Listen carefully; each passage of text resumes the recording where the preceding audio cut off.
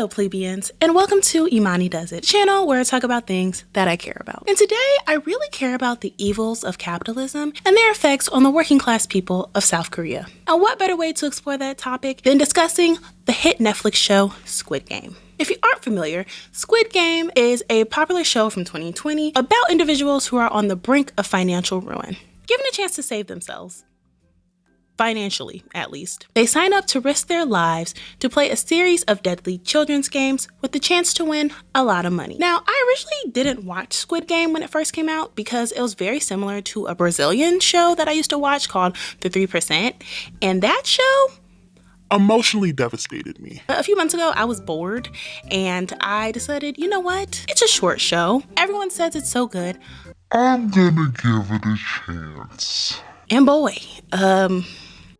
it did not disappoint. Now, before we get into it, let me get a few things out the way. One, as mentioned, Squid Game is a deadly competition, so there's a lot of people leaving the earthly plane, but for the most part, it's contestants that are in a competition. So in order to not get this video flagged, we'll be referring to this phenomenon as eliminations. So regardless if it's in the competition or out of the competition, if a character leaves and can't come back, then they are eliminated. Two, bit of a trigger warning. Again, there's going to be a lot of eliminations. Majority are inflicted by other people, but some of them are self-eliminations. So just wanted to mention that. Also, there's very brief mentions of abuse. Nothing graphic, nothing with any details, because we as an audience don't even get details, but there is going to be a brief mentions of abuse further down the line in this story. Three, I know this is going to be a big shock to you all, but I'm not Korean. I don't even speak Korean, but this is a Korean show with Korean names. Now, I did look up the pronunciations. I have been practicing, but best believe I'm trying my best, okay? Also, some characters do have nicknames. That's just because that's how I think about them in my head, and I will point that out when their name comes up. So without further ado, let's enter the deadly competition that is Squid Game. Episode 1, Red Light, Green Light. So it's 2020, alternate reality, I'm assuming. And we meet our main protagonist, Gi-hoon, who isn't doing too hot. He's a struggling divorcee who lives with his mother, and it's made very clear that neither of them are very well off. They discuss how he's a chauffeur, but it doesn't pay well, and his mother, despite being very elderly and obviously in a lot of pain, still has to work in order to make ends meet. They are broke and drowning in debt. Gi-hoon's mom, played by Kim Young-ok, who is literally in every Korean drama ever made. The lady is very elderly, but she is booked and busy, okay? Gi-hoon's mom gives him money so that way he can treat his young daughter, because today is her birthday. Now, Gi-hoon didn't even know that today was his daughter's birthday, so you can tell very quickly that he's not winning any Father of the Year awards anytime soon. He's also not winning any Son of the Year awards either, because as soon as his mother leaves to go to work, he proceeds to steal her debit card out of the hidden cookie jar and take money out of her account. Now, what does this upstanding father and son do with all this money? Does he buy his daughter a present?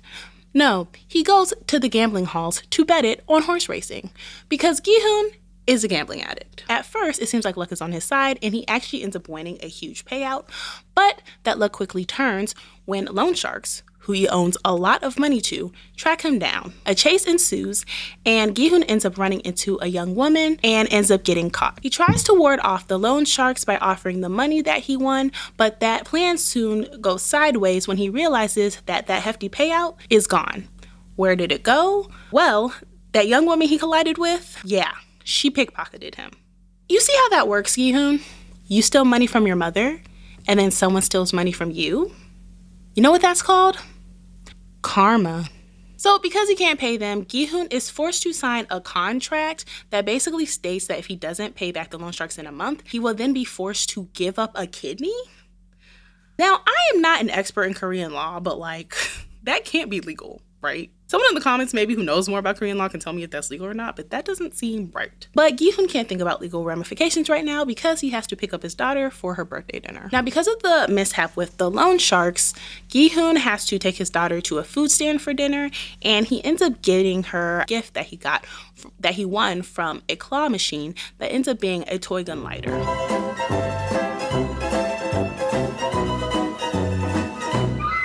So obviously this dinner does not go over very well. He then promises his daughter that next year he'll be able to give her a way better dinner and a way better present. Now, at the mention of next year, she starts to look worried, but she doesn't say anything. After that disastrous dinner and dropping off his daughter, Gi-hoon waits for the subway home when a dashingly handsome, mysterious gentleman approaches him. Now, Gi-hoon just assumes that this dashingly handsome, mysterious gentleman is trying to spread the word about his Lord and Savior, Chaperone, but the gentleman opens up his briefcase and it's full of both envelopes and a lot of cash. He then asks Gi-hoon if Gi-hoon would like to play a game. With each round that Gi-hoon wins, the man will pay him $100, and for each round that Gi-hoon loses, Gi-hoon will have to pay the man $100. Despite being broke as hell, Gi-hoon, forever the gambler, agrees. He then proceeds to lose and lose and lose. Remember, he doesn't have multiple of $100 to give to the guy. So the guy proposes that instead of Gi-hoon paying him $100 for each time he loses, he gets a slap in the face. Thus proceeds a whole montage of Gi-hoon getting slapped and slapped and slapped. Now, eventually Gi-hoon does begin to win, and by the end of their game, he walks away a few $100 richer. Now, handsome what did I call him? Dashing, handsome, mysterious gentleman makes it clear that this is no random meeting.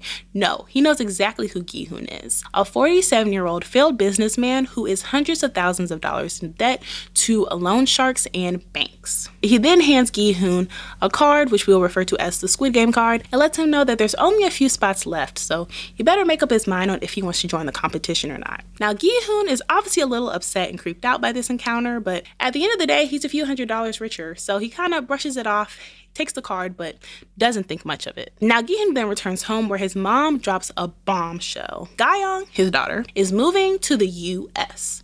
Why? Because her stepdad, who at this point has been established as a much better father figure in her life than Gi-hoon, her stepdad got a new job in the US. Now, grandma is obviously devastated and upset because she doesn't want her granddaughter to go to a whole nother country, so she tells Gi-hoon that this is his chance. If he can show that he can financially support his daughter, then he can get custody and they can make sure that she doesn't go to the States. Later that night, Gi-hoon decides to call the number on the Squid Game card. Why? Because he needs the money. He's desperate and he's gonna use this as a chance to save the relationship between him and his daughter. We then watch as he is picked up by a hooded mass driver. Now, I don't know if it's because Korea is like a safer country or if it's because he's a man or if it's a combination of the two, but my black ass would never get in a van filled with knocked out people with a hooded and masked driver.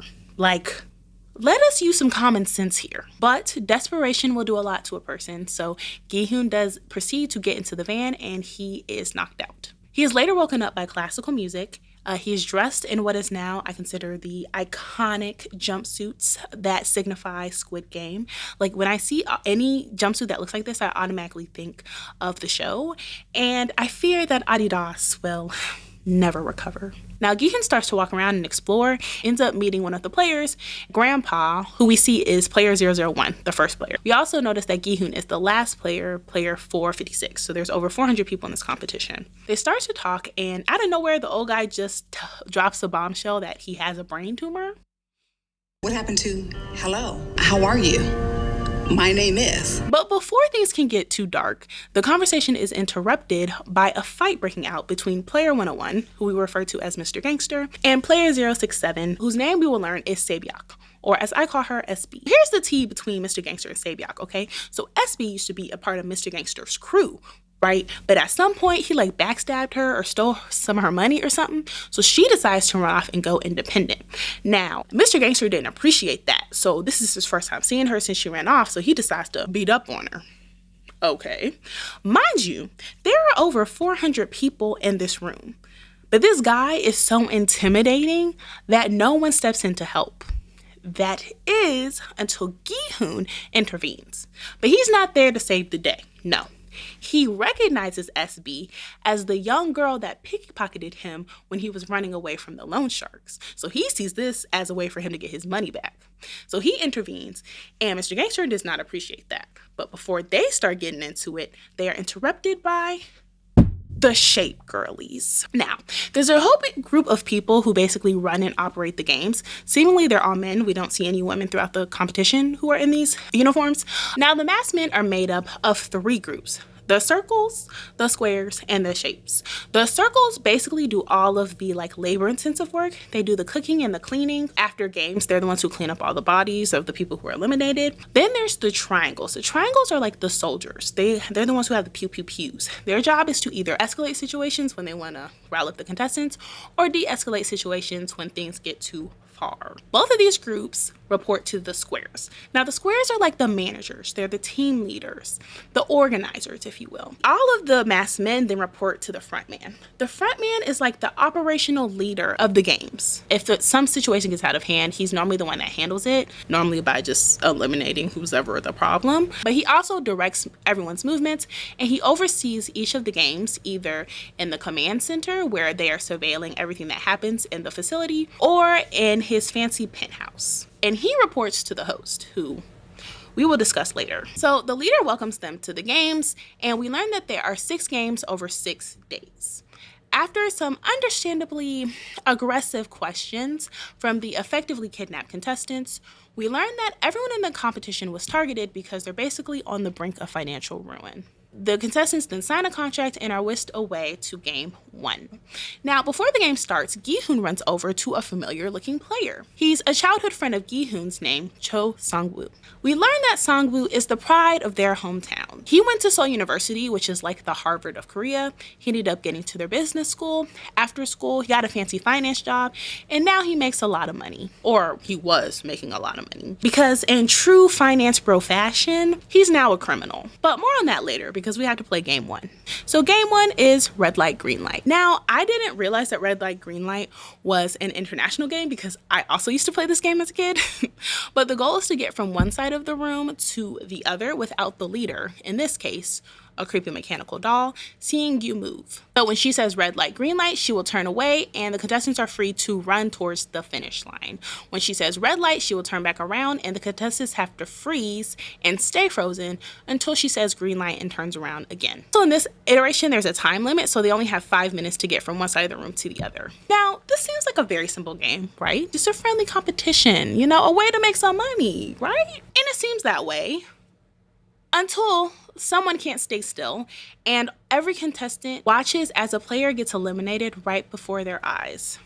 And chaos ensues. People start to run towards the exits and soon realize that they are locked into the room. Pew pews start going off and people are being eliminated left and right. Other contestants try to stay still and some are successful, but others are being knocked to the ground by panicking contestants and are also being eliminated. Now, slowly but surely, things die down as more people are being eliminated and the contestants start moving towards the finish line because they realize that they're basically in a life or death situation. This includes Sang-woo, who helps a trapped Gi-hoon who, during the chaos, got pinned down by an eliminated contestant. Sang-woo gives a pep talk to Gi-hoon, and they work together to move towards the finish line. Sang-woo is able to successfully cross over first, and in the next round, it looks like Gi-hoon is also about to follow when he suddenly trips on an eliminated contestant's shoulder at the same time that the mechanical doll yells red light. When it seems like he's about to be eliminated, someone behind him grabs his jacket to keep him from falling. At the next round, Gi-hoon and his savior make it across the finish line just as the timer goes off. All remaining contestants are then eliminated. This episode ends with the characters reeling from what they just experienced, and we as an audience see that they aren't just in some random warehouse somewhere. No, they're actually underground in the middle of an island in the middle of the ocean. Now, that really gives a whole new meaning to the term Squid Game. Episode 2, Hell. Now, episode 2 is easily one of my favorite episodes of season 1. And I think it's because it's very unexpected, at least to me. Episode 2 helps answer the question of why. We are about to watch these contestants go through some of the most traumatizing and difficult competitions that I wouldn't even wish on my worst enemy. So why? Why are these characters putting themselves through this? What are their motivations? How did they get here? And the show answers these questions in a very unexpected way. They actually let them leave the competition.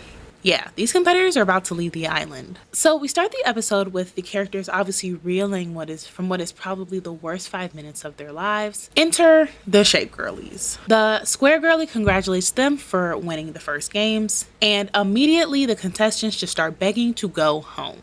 Tensions between the contestants and the Shape Girlies rise as the contestants start threatening the Shape Girlies because they want to go home. It looks like the Shape Girlies are just about to start gunning everyone down when Sangwoo, of all people, steps forward and reminds everyone that according to the contract that they signed, they actually have the option to take a vote to end the games. Last episode, I did mention that they did sign a contract before starting the games, which, by the way, the contract does not mention murder. But one of the clauses basically states that if they hold a vote and majority of the players vote to leave the games, then the games end and everyone can go home. Now, Mr. Manager agrees, but he says, before we hold this vote, how about, just for shits and gigs, let's see how much money you all have won after game one. So 55 people were unfortunately eliminated in game one. And for each person that is eliminated, about 72,000 American dollars are added to the pot. There is currently $8 million in the prize pot. Now, obviously, remember, everyone here is on the brink of financial ruin. They're super desperate. So just the idea of that much money, honestly, me too. As someone who's not, me too. So just the idea of that much money does change some people's minds about staying in the competition. So when they hold the vote, it actually comes down to the vote being 50-50. But the people who want to go home do end up winning when the last person who votes, Grandpa, votes to go home. I do just want to point out that Sangwoo voted to stay in the games. Why?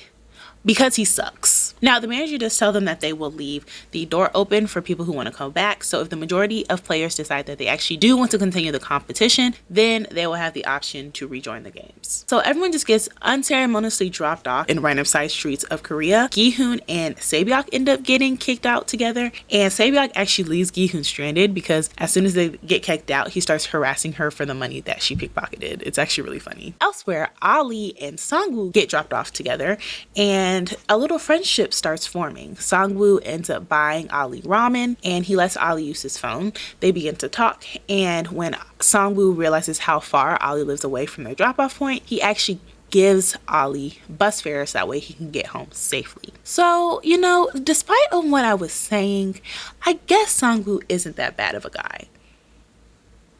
JK.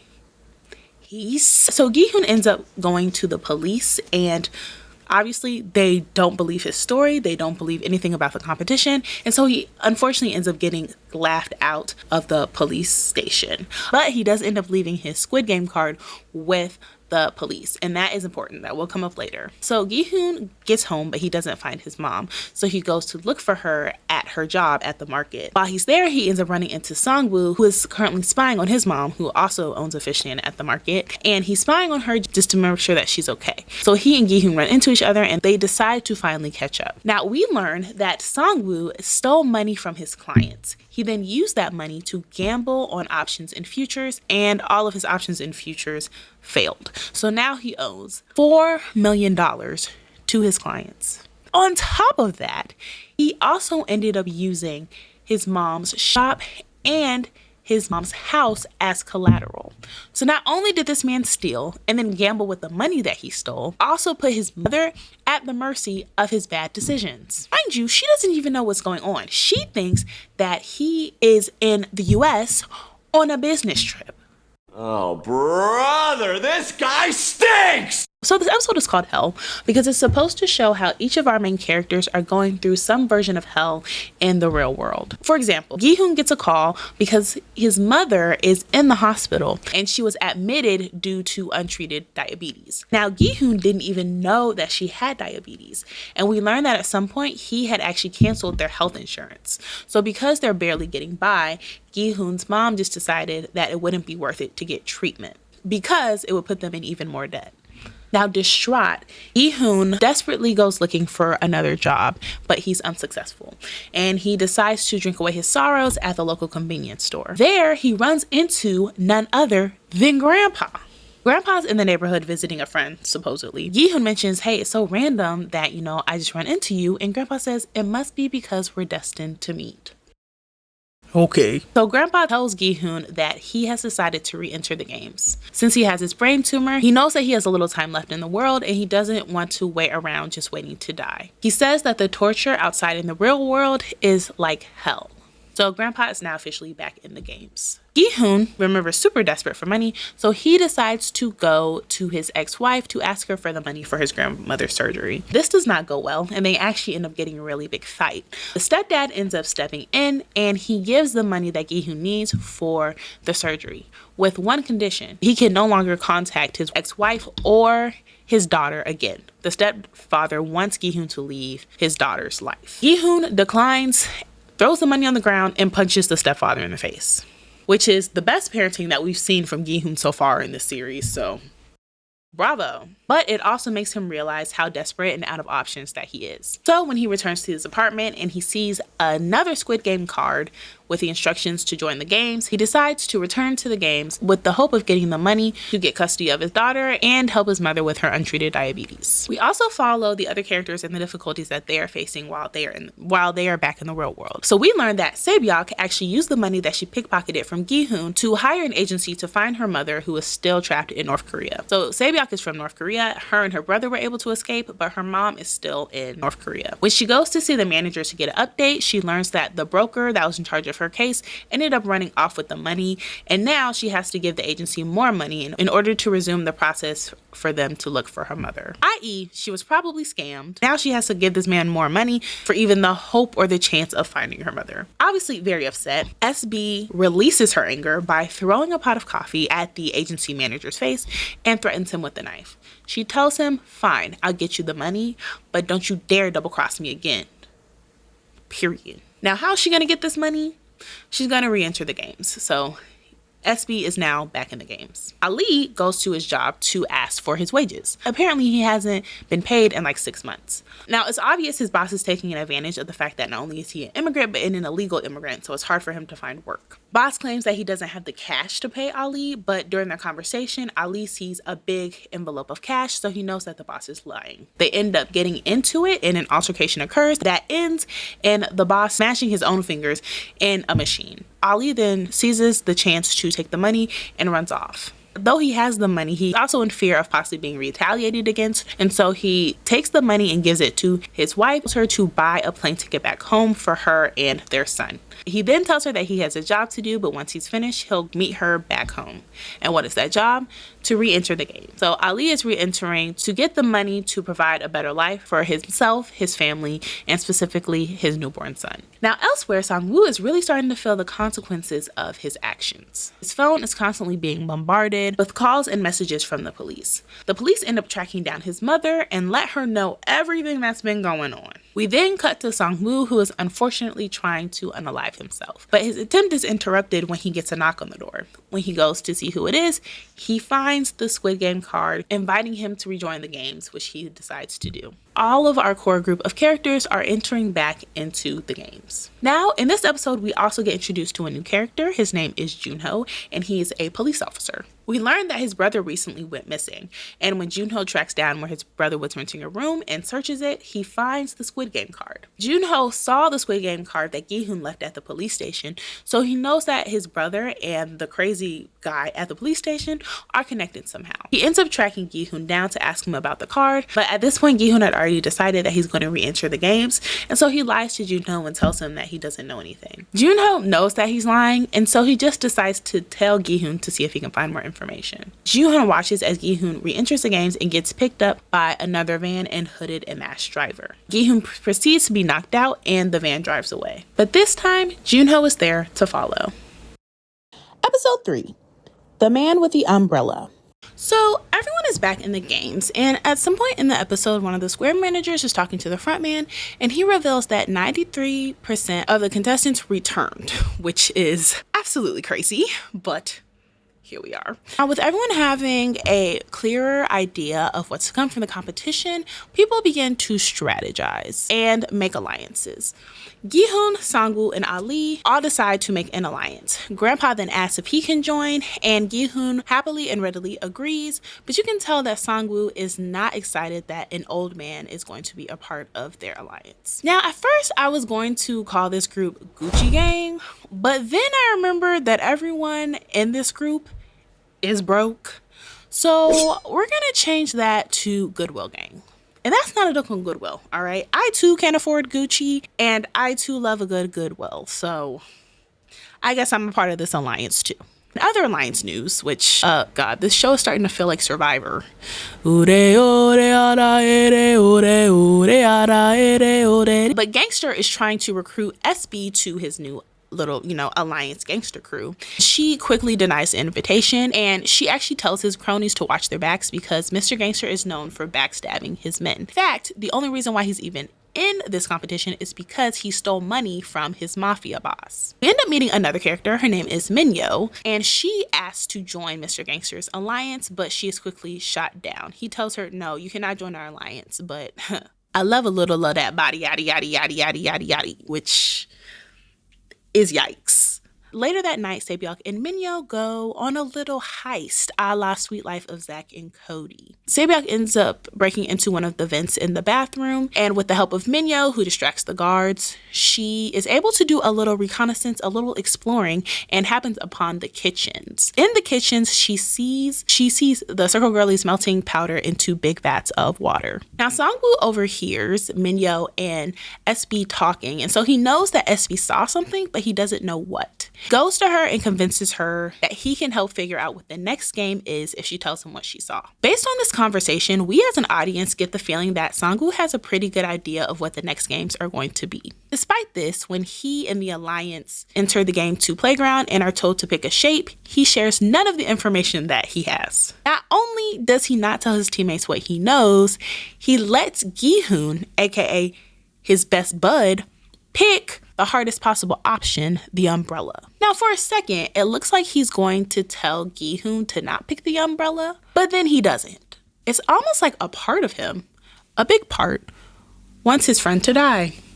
So we find out what the game is, and it's called Dalgona. So each contestant is given a sugar wafer and a needle, and in that sugar wafer is the shape that they picked. They have to use that needle or any other necessary means to get the shape out of the wafer without cracking the wafer itself. When Gi-hoon gets his wafer and realizes the game, he's like, bitch, I'm about to die. You can tell that Sangwoo feels bad.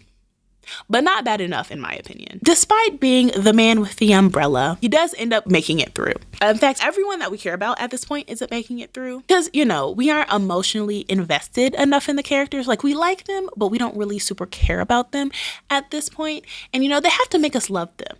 So that way, when they die, it just hits us right in the gut, Minyo also ends up winning by cheating. She actually smuggles a lighter into the games via her hoo-ha, which very creative. And she uses the lighter to heat up her needle, so that way it's easier for her to scratch her shape out of her wafer. Gi-hoon wins Creativity of the Game award, though, because he doesn't even use the needle. He actually uses the fact that the wafer is made of sugar, and he licks his shape out of the wafer. Everyone who unfortunately was not able to get their shape out of the wafer is promptly eliminated, with the exception of one contestant who somehow takes a Square Girly hostage. The contestant forces the Square Girly to remove their mask, and we as an audience see one of the Shape Girlies being unmasked for the first time. And it's just a young Korean man. Very anticlimactic, honestly. Either way, the Shape Girlie's unmasking is against the rules. So suddenly the front man appears and promptly eliminates the Square Girlie. And that's the end of game 2. Now, if you remember in the end of episode 2, Junho started tailing Gi-hoon with the hopes of finding more about his brother and where he went. And let me tell you, Junho, he's on his own little adventure. A journey, if you will. A Junho journey. So Junho ends up tracking the car that Gi-hoon got into, and we watch as the car drives onto a ship, because if you remember, the facility is in the middle of the ocean. So the car drives onto the ship. Now, I don't know what they're teaching people down at the Korean Police Academy, but it is quite impressive. Junho ends up scaling the ship, climbs on, and promptly eliminates one of the Circle Girlies, which, he's a police guy, so I don't think he's supposed to be eliminating anybody, but then again, he is a policeman, so I'm not surprised that he eliminated somebody, you know what I'm saying? But anyway, so he eliminates a Circle Girly and then proceeds to steal the mask and identity of the Circle Girly. So he's now infiltrated into the games. Through his eyes, we do get a peek into the lives of the shapes, and it doesn't seem like a fun one. They are basically treated like prisoners. They aren't allowed to take off their masks. They can't speak unless they're spoken to. and they can't even leave their rooms without permission. They're fed meals through silver trays, and it's honestly not obvious on if the circle girlies are there by force or if they choose to work for the competition. Now, Junho obviously doesn't understand what's going on, so he keeps popping up in the wrong place at the wrong time. And at one point, he ends up getting reprimanded. And in an effort to maintain a low profile, because remember, he's not supposed to be there, ends up stealing the square mask of the square girly that the front man eliminated. Now we can add thief and murderer to Junho's track record. Episode 4, Stick to the Team. Or as I like to call it, Purge. The Squid Game edition. We begin this episode with the last of the winners walking back to the dormitory. Now, on this walk, several things occur. Mr. Gangster gives Minyo her lighter back. Now, in the last episode, after she wins, she ends up giving the lighter to Mr. Gangster, and he uses it to also cheat his way through game 2. So, because she helped him, she's now a part of his little alliance, and it seems like a little romance is booming. A little romance is brewing between the two. Now, Gi-hoon then remembers before the games when it looked like Sangwoo was going to tell him something, but then said never mind. And that gets Gi-hoon curious. He wonders, did my friend set me up to fail? Does my friend want me dead? Now, this episode is when shit between the players gets real, okay? Like, the interclass war is warring. In order to spice things up, the organizers purposely give the contestants a small dinner in hopes that everyone gets hangry enough to eventually start eliminating each other. Because of the small portion sizes, Mr. Gangster, Minyo, and the crew decide to get back in line and get seconds. This results in a food shortage and some of the contestants not being able to eat dinner. The circle girlies could easily just go in the kitchen and boil them up some more eggs, but that would require them to care about human lives, so that's not happening. Because of this, a fight ends up breaking out between the players, and it quickly turns deadly when Mr. Gangster, surprise, surprise, ends up beating a man to the point where his soul leaves his body. Do the shape girlies intervene at all? No, they do nothing. And when everyone realizes that he has been eliminated, they are shocked when all the game organizers seem to do is just add money to the pot. It's obviously upsetting and completely changes the game because everyone realizes that the shapes don't care if the contestants eliminate each other. Whether the contestants are eliminated in the games or outside of the games in the dormitories, money will be added to the pot. This competition just went from Legends of the Hidden Temple to Hunger Games real quick.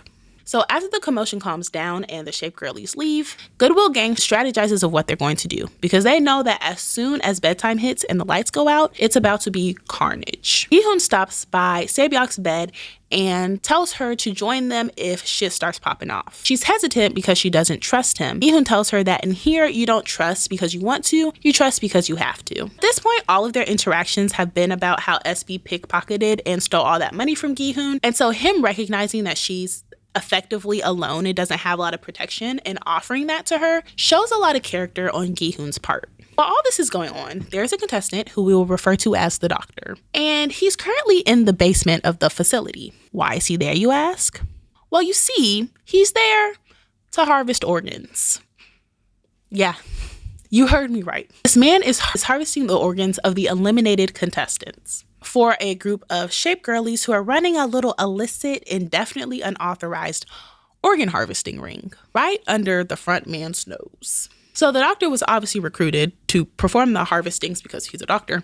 In return, he's getting an advantage by learning what the games are beforehand, so that way he can properly strategize, stay alive, and eventually win the money. So after game 2, we see the Doctor perform his harvesting for the night, and he gets the clue for game 3. Shape girls warn him about everyone being hangry, and they suggest that he sticks with the strongest men in the room in order to stay alive. Then returns to the dormitory and he approaches Mr. Gangster and his idiot crew. Doctor uses the information that he knows about game 3 to buy himself their protection, and he is now officially a part of the Idiot Gang Alliance. Bedtime approaches and the chaos begins. The lights go off and it's just eliminations happening left and right. Mr. Gangster is the one who starts it off. Again, surprise, surprise.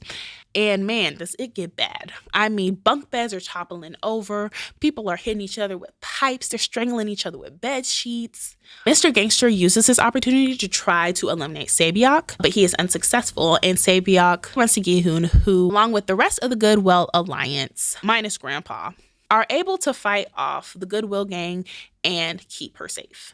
Now, where is Grandpa, you ask? Well, he has somehow climbed himself onto the highest bed and starts pleading with the Shape Girlies to end the chaos. Frontman hears this and decides enough is enough and thus ends the massacre, where 27 more contestants are now eliminated. In the aftermath, Goodwill Gang plus their new member, SB, get together and finally exchange names, because at this point, everyone was just referring to each other by their number. So exchanging names means like trust is being built. This is bonding, all right? So everyone excuses themselves, except for Grandpa, who has climbed down from Mount Everest at this point, and he claims that he actually forgot his name. He doesn't remember what his name is. How convenient. Minyo and Mr. Gangster have sex in the bathroom. Where there's a will, there's a way. Okay, where there's a will, there's a way. Now, I don't know if it's the afterglow pillow talk or, well, I guess in this case, it would be toilet talk. But he promises her that, you know, it's ride or die, them two together. They're going to leave the games together. And she lets him know that if he betrays her, she will eliminate him. Which, you know, definitely isn't foreshadowing at all. So it's time for game 3. Without knowing the game, contestants are told to get into groups of 10. Remember, the doctor told Mr. Gangster what game 3 was going to be, so he creates his team accordingly. Only big burly men are allowed, okay? Which means Minyo is not allowed on the team. He promptly kicks her out of the alliance. Now, remember like 30 seconds ago when he told her that it was the two of them together and they're going to leave the games together? Yeah, that was a lie. There's a joke about how making promises while having sex on a toilet is equivalent to shit or something like that, but I'm still trying to work that out. Now she reminds him, I told you that if you crossed me, I would eliminate you. But does he listen? No, he just brushes her off. Now, I'm going to say this, reminder, if a crazy woman says something like, I will kill you if you cross me, you should listen to her, okay? So unlike Mr. Gangster's idiot crew, Goodwill Gang didn't fare too well in the finding big burly men department. They have the audacity to not only have an old man, but 3 whole women on their team. Oh no. So time's up and game 3 is revealed, which is tug of war. But like on columns that are 200 feet in the air, so it's like deadly tug of war. During round 1, surprise, surprise, Mr. Gangster's beefy squad wins. The second round is Goodwill Gang plus Minyo and some other people, and they're going against another team that's filled with random men and people we don't know. So on their way up to the elevator, wise old Grandpa tells them that they still have a chance. He used to play tug of war all the time when he was a kid, and there's a special strategy that he would use to ensure that regardless of how strong the other team was, him and his team would always win. The round starts and they actually decide to use his strategy, and it actually looks like it's working. Until it doesn't. We end this episode with our dear Goodwill Gang about to become meat pancakes. Episode 5, A Fair World. Episode 5 ends where we left off, and with some quick thinking on Songwoo's part, Goodwill Gang are able to change the momentum of the rope and pull the flag to their side. After winning, the Goodwill Gang enter the dormitory where Mr. Gangster is shocked, one, that they've won, but especially that Minyo is still alive. Yeah, seems like you shouldn't have double-crossed her. Bedtime comes and Goodwill Gang realizes that there could be a repeat of last night's Hunger Games. Now, I don't know if Gi-hoon recently watched Les Mis or what, but he decides to build a barricade between Goodwill Gang and everyone else using the mattresses and the bed frames. Night comes and each person ends up taking watch. Songwoo and Ali are first, and they end up talking about their lives and they start going closer.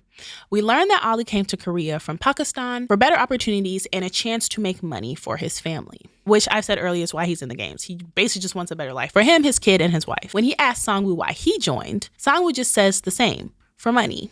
Why? Because he doesn't want to tell Ali the truth, that he's a thief and a liar, and that he's... So then Gi-hoon and Grandpa take watch, and Gi-hoon tells Grandpa about his old job when he went on strike and how they made a barrier very similar to the one that they made tonight. So I guess he didn't get that from Les Mis. Anyway, he was an auto worker, and the company basically fired a whole bunch of the employees all at once. So in protest, all of the employees went on strike. The strike ended up getting out of hand, and one of his coworkers actually ended up getting eliminated. Grandpa tries to comfort him, but in the middle of that, he suddenly gets sick. SB is still awake, and so Gi-hoon and SB take care of Grandpa. SB ends up taking watch with Gi-hoon in Grandpa's place. Now, while all that is going on, shit is hitting the fan outside the dormitory, okay? So in this episode of Junho's Journeys, Junho stumbles across the organ harvesting ring. How?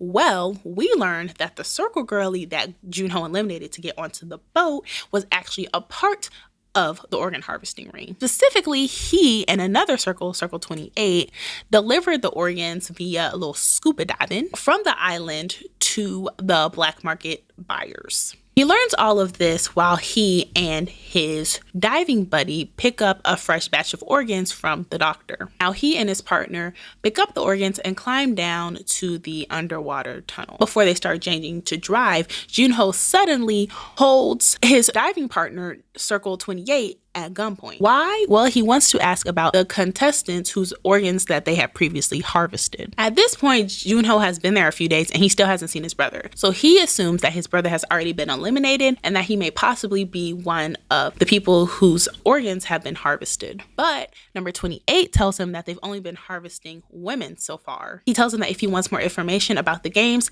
and the contestants and people who have been in the games, then he can find all that information in the front man's office. He also says some other disturbing things that they had been doing with the victims that I do not feel comfortable repeating, but that basically leads to Junho deciding that the world would be a lot better off without Circle 28, and so he eliminates him, which, you know, he's been doing a lot of as someone who claims to be upholding the law. But he leaves the tunnel in search of the frontman's office and more information about the competition and his brother. Now, at the same time, the doctor is cleaning up after his little organ harvesting activities, and he asks the triangles for information about the next games. The triangles tell him that they don't know any information, but as soon as they do, they'll definitely give it to him. Now, I don't know if it's just like the games getting to him or what, but this really angers the doctor, and he ends up attacking them. He eliminates one triangle and runs off before he can eliminate the other. The other triangle chases after him and corners him in the Game 2 playground room. Now, at this point, things are getting too far out of hand, and this attracts the attention of the front man. So as the doctor and the triangle are facing off, the front man quickly appears and eliminates the doctor. But before he eliminates the triangle, he decides to have a little villain monologue. He lets the triangle know that he is very upset. Not because they were selling the contestants' organs. No, he does not care about that. It's because everyone who plays these games are supposed to be equal. Everyone is supposed to have a fair shot. He tells the triangles that in the outside world, these contestants face nothing but discrimination and inequality. But here in the games, they're in a fair world. Everyone is the same and not given any advantages. Giving the doctor those clues broke that principle, and the frontman considers that unacceptable. He then eliminates the triangle. Now, this whole fiasco alerts the frontman to the unauthorized presence on the island, i.e. Junho. Thus begins an island-wide search for him. Meanwhile, Junho has made his way up to the front man's suite, specifically his office. He finds the room that's filled with all the information about current and past Squid Games. Now, we as an audience learn that the Squid Games have been happening for years, since 1988, which is crazy. But after some digging, Junho finally found what he had been looking for. When he pulls a list of previous Squid Game winners, he sees his brother, Hwang In-ho, the winner of the 2015 Squid Games. So now I have a lot of questions, okay? Because it's established that this story is taking place in 2020. So that means his brother won like 4 or 5 years ago, but he only recently went missing. So why did he go missing? Why is he on the island? What is he doing there? Episode 6, Gone Boo. Now, before we begin talking about episode 6, I just want to warn everyone that this episode is going to be tough. At least it was for me. I was bawling like a baby by the end of it. I'm not even gonna lie to you. Now, if you're wondering how we are 4 games in and all of our main characters are still alive, well, that's about to change. This episode marks when shit really starts getting dark. Remember when I was talking about that sucker punch? Yeah. So game 4 starts and each person is instructed to pick a partner. Sangwoo partners with Ali because 1, they're besties now, and 2, Sangwoo wants the strongest player in case that whatever challenge they have is a physical challenge. SB partners with Jiyoung. Now at this point I haven't really talked about Jiyoung, but she briefly joins the Goodwill Gang after winning with them in the tug of war episode. But SB and Jiyoung are kind of kindred spirits in a way. They're both young women who you can tell life has done a number on. So throughout the games, they just kind of naturally gravitate towards each other. Gi-hoon ends up partnering with Grandpa because there's an odd number of players. And everyone just assumes that whoever doesn't get picked is going to automatically be eliminated. So in an effort to avoid that, he picks Grandpa, even though in the case that it's a physical challenge, he may not be the best partner to have. Contestants are then brought into game 4, which looks like a Korean neighborhood. And each person is given a bag of 10 marbles. Grandpa remarks that he used to play this game all the time as a kid and has always been really good at marble games. Gi-hoon is glad because 1, it's not a physical challenge, but 2, he's also really good at marbles, so they probably have a good chance of winning this round. They swear to be gangbu buddies, which means that they share everything with each other. Their happiness soon turns to horror when Gi-hoon realizes he and the old man aren't going to be partners. No, they're going to be opponents. The object of game 4 is simple. Each person has 10 marbles and they have 30 minutes to get all of their opponent's marbles without violence. Whichever partner that ends up getting the marbles wins, while the other person is automatically eliminated. If neither of them have the 10 marbles at the end of the 30 minutes, then they'll both be eliminated. Also, there's not rules on the marble game that they have to play. It's just that they have to play some kind of game. They can't just forcibly take the marbles away or use violence in any form. So, regardless of how this pans out, Gucci Gang is about to be cut in half. Ali and Sangwoo are playing their own game of marbles, and it's not going good for Sangwoo. Ali is winning, and Sangwoo only has like 1 marble left. Things start getting intense, and in true Sangwoo snake-like fashion, he accuses Ali of cheating. You can tell this really upsets Ali and that he's really hurt by this, and Sangwoo actually starts getting a little violent with Ali, and the guards actually have to stop him. Now Sangwoo ends up apologizing, and he uses the fact that Ali is very kind and gullible, and he convinces Ali that they can go look for other partners who don't want to play against each other, and then they can convince them to switch partners so that way, regardless of what they do, they're not responsible for the other person getting eliminated. Ali agrees, and they split up to find another pair of players that they can play against. But when he reaches for his bag of marbles, he realizes that the bag isn't filled with marbles, but rocks. While they were talking, Sangwoo switched them out while he was tying them to Ali's neck for safekeeping. And instead of the marbles, he actually gives him the bag of rocks instead. The look on Ali's face when he realizes that he's been betrayed is heartbreaking. Ali is now eliminated. Moment of silence for my boo. Elsewhere, SB and Jiyoung decide to play an all-or-nothing one-round game. They spend the rest of the 30 minutes talking, or trauma dumping, whichever you would call this. So SB tells Jiyoung about her escape from North Korea, and she reveals that her father actually passed away during their escape, and that her mom has returned and is still trapped in North Korea. Jiyoung then shares her story.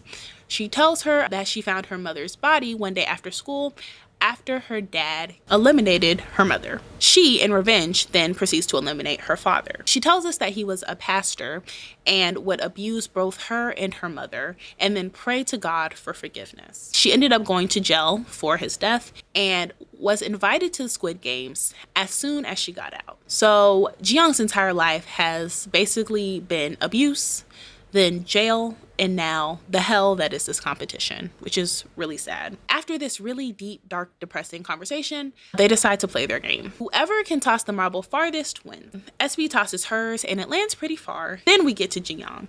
Instead of throwing her marble, she drops it towards the ground. Saebyok gets mad, but Jiyoung tells Saebyok that unlike her, Saebyok actually has a reason to live. She has people outside the games who are waiting for her, while Jiyoung has nothing. She wouldn't even know what she would do with the money if she ever won and got out. So she wants Saebyok to win and leave the games. Saebyok accepts this, she walks away with the marbles, and Jiyoung is eliminated. Now, remember, Gi-hoon is partnered with Grandpa, and he is going through it, not even gonna lie. It seems like Grandpa doesn't really understand what's going on. Instead of playing a marble game, he insists insists on just walking around the set looking for his house. He keeps repeating that this place just looks just like his neighborhood, but where is his house? He needs to find his house. And it does seem like he's been there before. Like, this place actually may look like one of his former neighborhoods.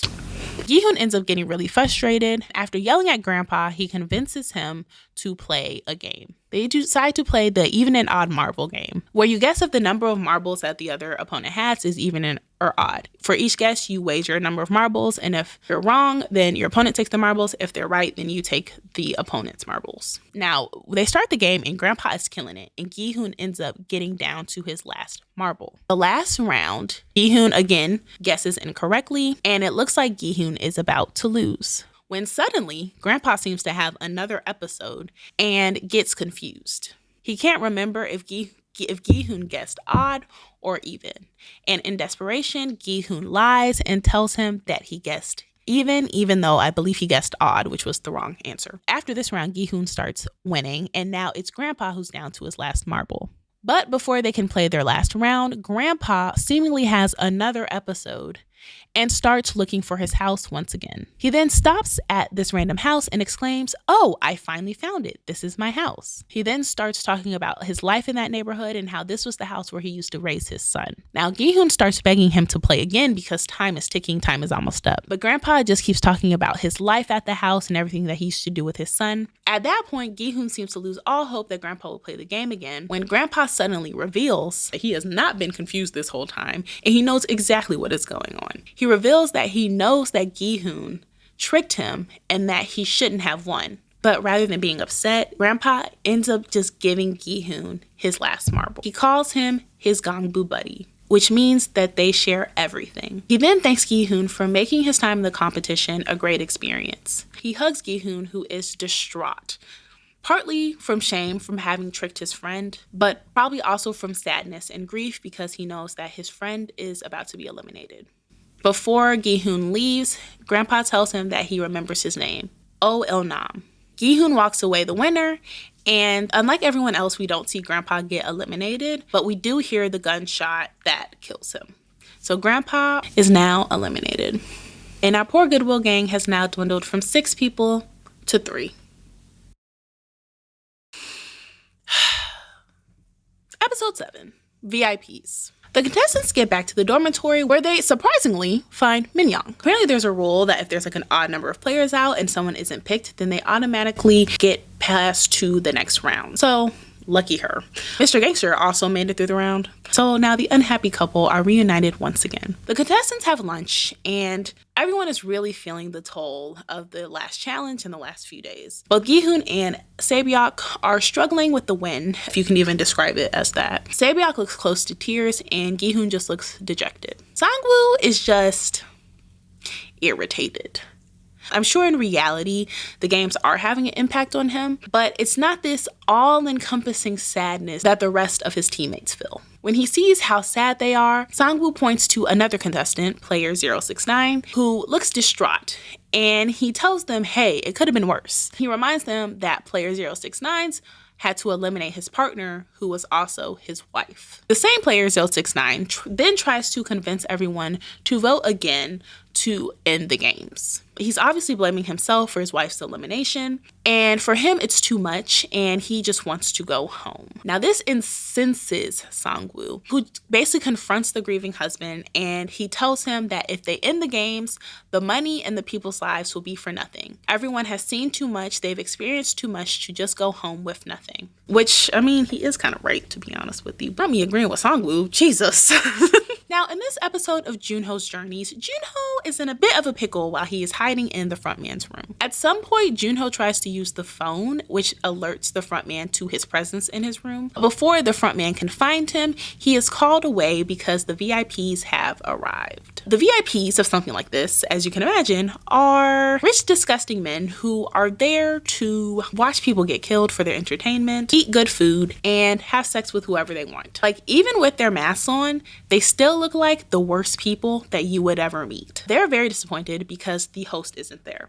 Now at this point, we haven't really talked about the host, but essentially the host is like the big bad. He's over everyone and is the creator of the games. In an earlier scene, we see as the host talks to the front man and tells him that he doesn't feel like coming to the VIP meetup. So the VIPs and the front man are present, but the host is not. Now apparently the VIPs have been watching the games at home. Like, I know I made the joke earlier, but for them, this is actually Survivor. And the front man is Jeff Probst. To further emphasize how terrible these people are, the VIPs watch as player 069, who is overcome with grief with his wife's death from the previous episode, decides to self-eliminate because of the pain and the grief is just too much. Instead of being horrified, like any normal person would, one of the VIPs actually gets upset because he bet money on that player to win. Again, these VIP people are the worst people you will ever meet. The players are now ready for game 5, and I will say everyone just looks so exhausted and dejected. It's really taking a toll on these contestants. But the VIPs are watching from the VIP lounge as the contestants choose vests to determine the order in which they're going to compete in game 5. The Goodwill Gang end up being the last 3 in line. So the game is called Glass Stepping Stones. There are 18 pair of tiles leading from one ledge to the next. Each pair contains one stepping stone that will hold the weight of 2 players, and the other stepping stone crack as soon as it is stepped on. The goal is to choose the right stepping stone each time and to get from one ledge to the other. The game begins and people at the beginning of the line start falling left and right because they keep choosing the wrong stepping stone. Gi-hoon says he's glad that they're at last because then they'll definitely know how to get to the other side. But Sang-woo points out that there is a 15-minute time limit, so they may run out of time if people start taking too long to guess the next stone. Because max of 2 people can stand on one stepping stone at a time, they can't just bulldoze people to get to the other side. They have to be patient. The line moves enough for Gi-hoon, who is the last to step onto the bridge. Now he actually forgets what the first right tile is supposed to be, and Sae-byeok tells him to go left. He trusts her and goes left, and it is the correct tile, which shows how their relationship has developed over the course of the competition. I feel like if this was the same scenario in episode 1, Sae-byeok would have definitely told him to get on the wrong tile. And you know what I call that? Growth. So the line starts to slow down as contestants try to determine the right tile, and this causes fights to break out and people start pushing each other off of the bridge. Everything comes to a full stop when Mr. Gangster ends up being the first in line because everyone before him fell off. And I guess the fear gets to his brain because he tells everyone that he is not going forward until someone else passes him and picks the next tile. Now, Minyo sees this and decides this is her time to strike. So she begins to push people off the bridge and makes her way to Mr. Gangster, who is not happy to see her or for her to be right behind him. She convinces him that she'll get on his tile with him and choose the next stepping stone. And somehow Mr. Gangster believes her and allows her to get on his stepping stone. But instead of choosing the next tile, she wraps her arms around him. She calls him a coward with a small dick and reminds him that she told him that she was going to eliminate him if he betrayed her. She then jumps off the bridge with Mr. Gangster in her arms. And Minyo and Mr. Gangster are now eliminated. I love a good follow through. Such a poetic ending, honestly. It's so funny because when other main characters have been eliminated, I've been sad, but this one just made me laugh. Yes, queen, yes. After this dramatic exit, the line keeps moving and more contestants continue to fall until there are 4 contestants left. The Goodwill Gang and player 017. Now, player 017 used to be a glassmaker, so he uses his expertise and they work together to get to the last tile. Sang-woo, big surprise, sees that there's little time left, and so he eventually grows impatient with player 017 and decides to push him into the final pair of panels to test it. He ends up pushing him into the wrong panel, and Gi-hoon and SB watch in horror as player 017 falls to his death. With 8 seconds left, Sae-byeok and Gi-hoon follow Sang-woo and get to the other side. At the end, the remaining glass panels explode, and all of the remaining glass shards end up hitting the Goodwill Gang. Episode 8, Frontman. So, after Game 5, half of Goodwill Gang are the only contestants left. Gi-hoon confronts Sang-woo for basically eliminating player 017, especially since he worked with them to figure out the correct sequence of steps to get to the ledge. Gi-hoon then asks Sang-woo what he would have done if Gi-hoon was the one who was in front of him. Would Sang-woo have pushed Gi-hoon? Instead of answering the question, which I think we all know the answer to, Sang-woo lashes out. He tells him, and I quote, That's a stupid question. And questions like that are why your life is so pathetic. Because you open that mouth and nothing but bullshit comes out, and you're too dumb to close it. Whoa. Gi-hoon gives it to him straight. He says, and what if I'm a lonely, incompetent loser who lives with his mother? You're still here in this shithole with me. We're still in the same place. You're supposed to be this golden child genius, yet you end up in here? Is that my fault? Clock that T. But their fight is interrupted by the Shape Girlies. They congratulate Goodwill Gang for making it so far, and they tell them that they have the gift for them. They then give the contestants, who I realize have been wearing the same outfit for the last 5 games. That's disgusting. But they then give them new outfits to change into. We then cut to SB, who is changing in the bathroom, and it doesn't look good. She is deathly pale, and you can tell that she's holding on by a thread. A piece of glass from the bridge from the last game is stuck in her hip. She is able to pull it out, and she wraps up the wound, but it's obvious it's really serious, and she's probably not going to make it. Despite this, she does change her outfit and puts on a brave face. Their gift ends up being a fancy meal complete with full cutlery, including forks and knives. When they finish their dinner, the circles clean up everything off the table except their knives, which means that they definitely want someone to die tonight. Now, unfortunately, this episode marks the last of Junho's journeys. So Junho actually ends up infiltrating the VIP lounge, and he attracts the interest of one of the VIPs. Using this, he convinces the VIP that they need to go to a quiet place to be alone. Once they're alone in a secluded room, Junho proceeds to hold the VIP at gunpoint and records a video of himself interrogating the VIP about information on the competition. He then knocks out the VIP, which is crazy because he's killed like 2 or 3 of the Shape Girlies at this point. So I guess he believes that the VIP's life is worth more. But Junho decides that he has enough evidence on the games, and so he tries to escape the island.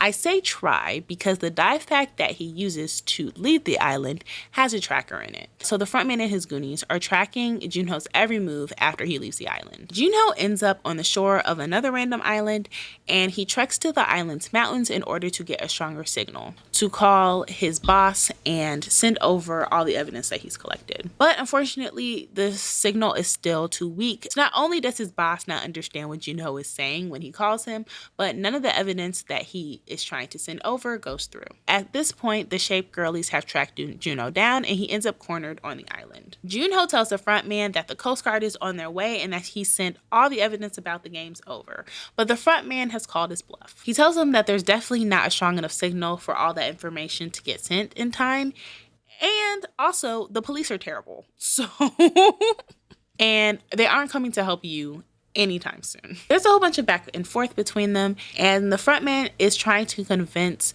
Junho to get off of the ledge because he's basically on the edge of a cliff. So he's trying to convince Junho to get off the ledge. When it's obvious that Junho isn't moving, in a surprise twist, the frontman ends up taking off his mask. And when he does, Junho is shook.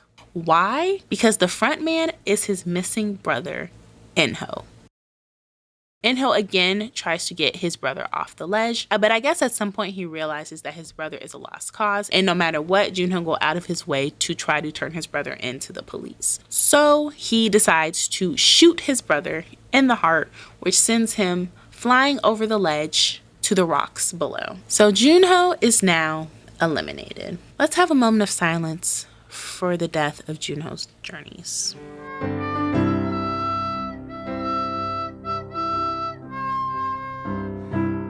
So back in the dormitories, we cut to the remaining Goodwill Gang members in their beds trying their best to stay awake. Gi-hoon eventually goes over to Sae-byeok, and after ensuring her that he isn't a threat, he tells her that he knows that she is hurt. Sae-byeok tells Gi-hoon that they need to make a deal. If either of them come out on the other side of the games, then they will take care of the other's loved ones. Gi-hoon tells her that both of them are leaving, so there's no reason to make a pact like that, but Sae-byeok insists. Before he can agree, he notices that Sangwoo has fallen asleep, and Gi-hoon thinks that this is his chance to finally eliminate Sangwoo. But Sae-byeok stops him and immediately falls over.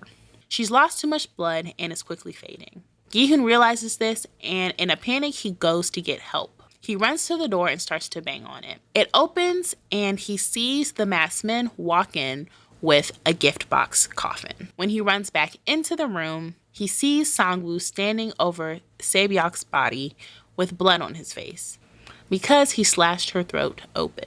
In a rage, Gi-hoon begins to attack Sangwoo, but he is stopped by a triangle. Because, remember, there's still a game 6 left. We can't have the competition end right here. It's too anticlimactic. What will the VIPs think? The episode ends with the 2 childhood friends turned enemies as our final contestants. And we watch as Saebyok's body is incinerated. Episode 9, One Lucky Day. Now, it's the final episode. Let's just say that this show does not pull any punches. So the last game begins, and the Square manager girly tells them that the last game will be Squid Game.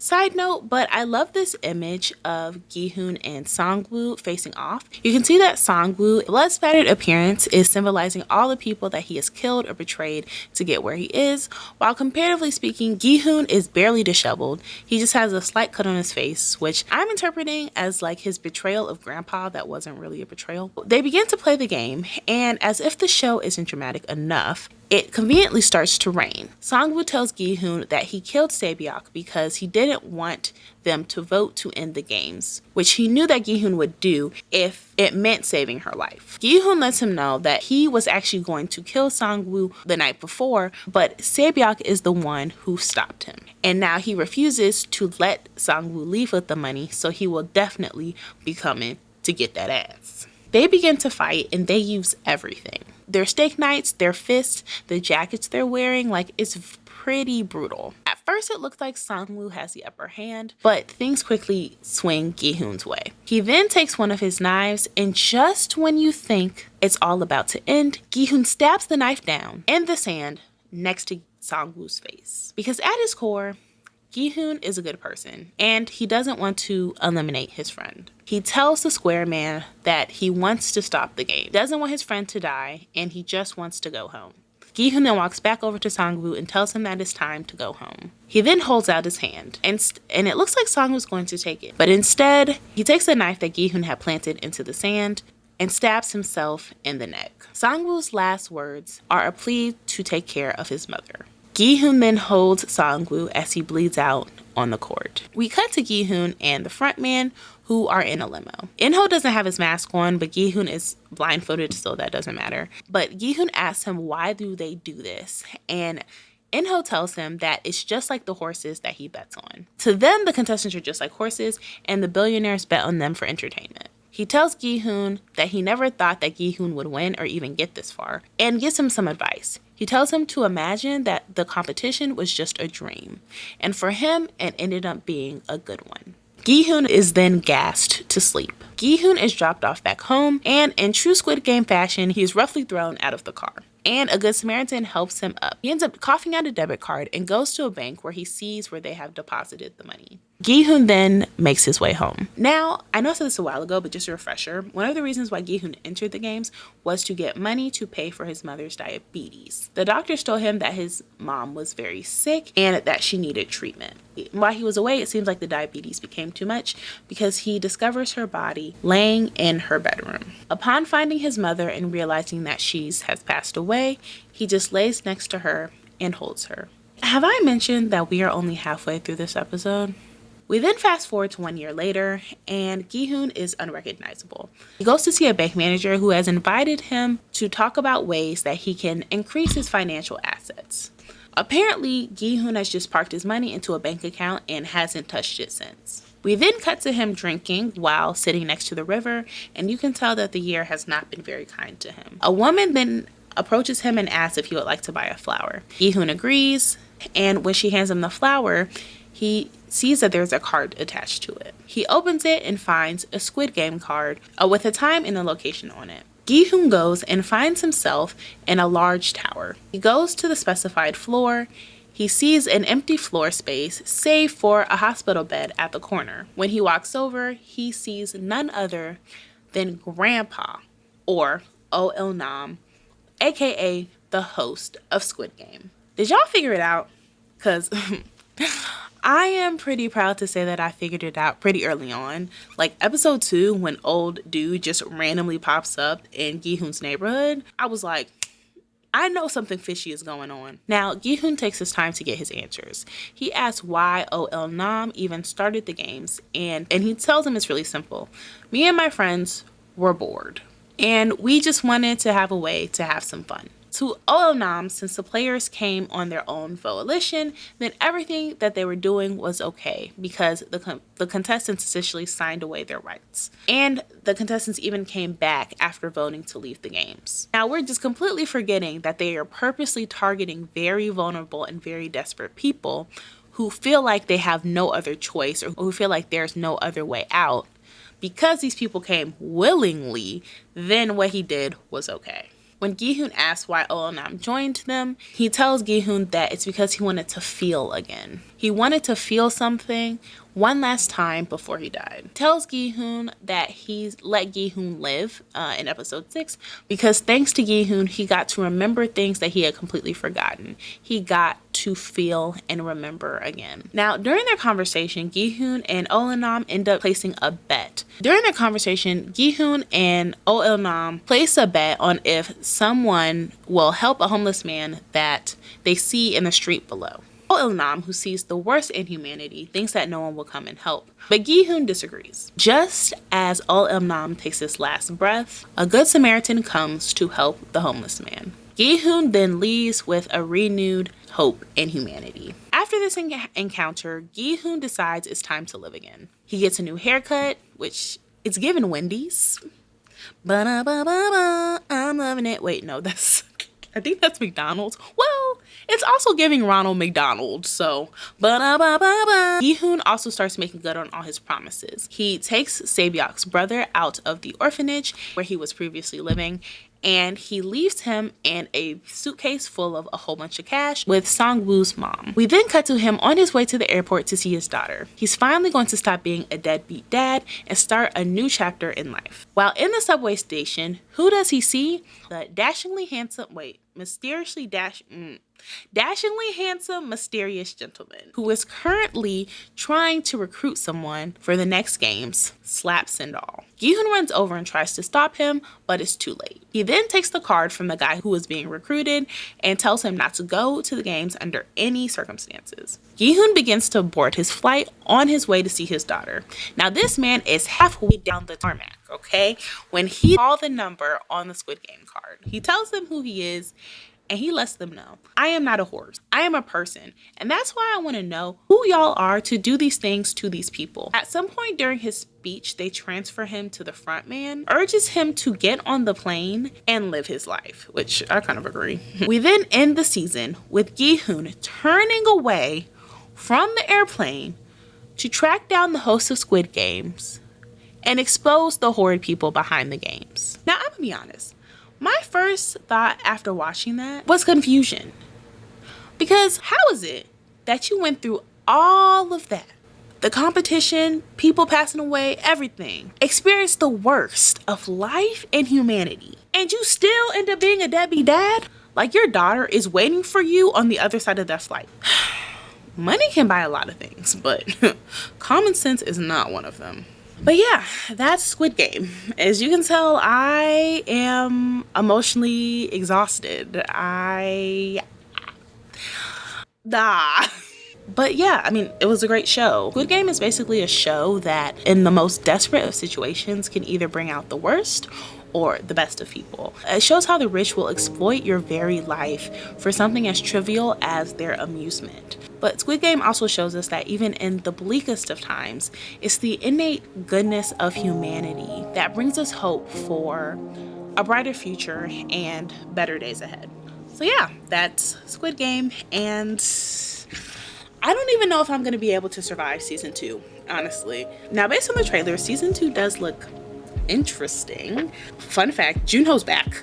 Somehow he survived that whole fiasco, so it'll be interesting to see how that storyline plays out. But I'm gonna hold off my judgment until the show comes out soon.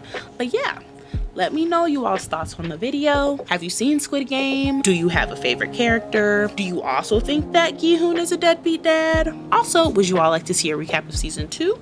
Let me know. Please like and subscribe as I have multitude of videos on the way.